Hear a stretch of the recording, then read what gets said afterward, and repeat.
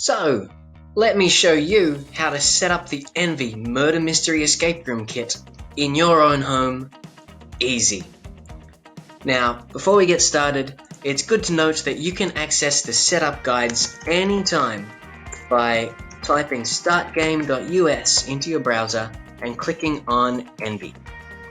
And that will take you right to the setup guides, which will give you all the information you need, a bit more detail than I'm about to give you, and you can reference it on the fly. Good to know there. So, there are two main ways you can set up the Envy Escape Room Kit. The first, easiest way is after you've printed everything out, you gather everyone around the table, read them into the game, and plop the game files right in front of them. Like, bam, on the table. Maybe spread it out a little bit, take the clue cards, the puzzles, the police report, all of it across the table. Now, this may not seem particularly escape room-ish, but it makes for a really great puzzle game, especially good for just chilled out game nights or hanging out with friends and doing something fun. This is a really good option. This is certainly what I do, but because I can't really be bothered to go ahead and turn the whole house into an escape room. So this is a really great game option. And that is literally all you have to do for setup. It's that easy. If you want to go a little bit more in depth, what you can do is you can print out some posters and hang posters around the walls, sort of theme up the place a little bit. They're editable as well, so you can go in and edit them. You'll find the how-to for that in the how to edit video, which I will do later.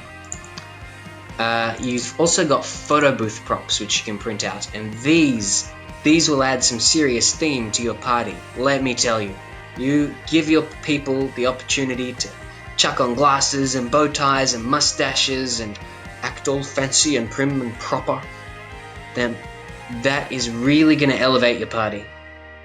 That sets the tone really well. You can also set the Spotify game music in the background, which you can find on the setup guide, I'm pretty sure.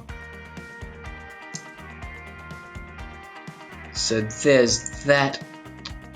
If you want to go even further, what you can do is you can take these puzzle sheets and instead of plopping them on the table, you can place them in logical places around the room, maybe even hide them. Like this typewriter, maybe you could put it on the keyboard at a desk, or you could hide these bits and pieces of broken statues that are scattered under a chair, in a bin. You could put the phone near the telephone. There's so many logical options. And so that way they have to actually go and find the escape room pieces before they can solve the puzzles. And that's a crucial part of escape rooms too.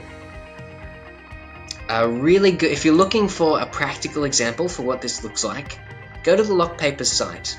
Go to Reviews, Example Parties, and 12-Year-Old Birthday.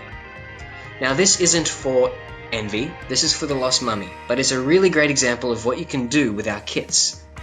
What they did was they printed out all the puzzles, they stuck them to wood to make them even thicker, even put them on a jar, and they scattered them around the room in strategic places that made sense with extra props that they bought. Like they put a lock on this chest that was linked to the solution to this puzzle here. They got dollar store props, candles, they got a tapestry which you saw at the beginning. I mean, it really themed it up like an escape room, and you can do that with the Envy kit. You can also just dump it on the table, which is a super fun way to do it. But if you're willing to go the extra mile, it pays off, especially if everybody dresses up. It's a super fun thing to do. So anyway, those are the main two options for setting up the game. Regardless of which option you choose, once people arrive, you'll need to do a couple of things. When your guests arrive, you need to tell them how this escape room is going to work.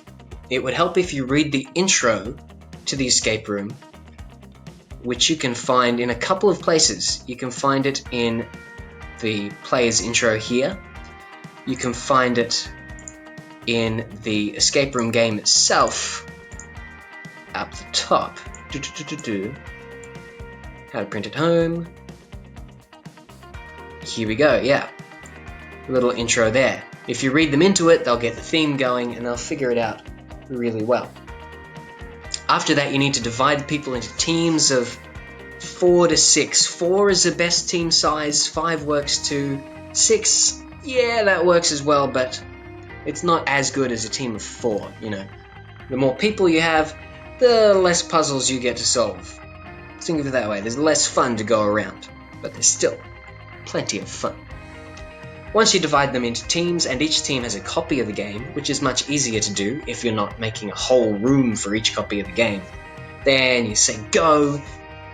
Make sure everyone has access to the hints page, which again is Envy Murder Mystery, Player's Intro and Hints.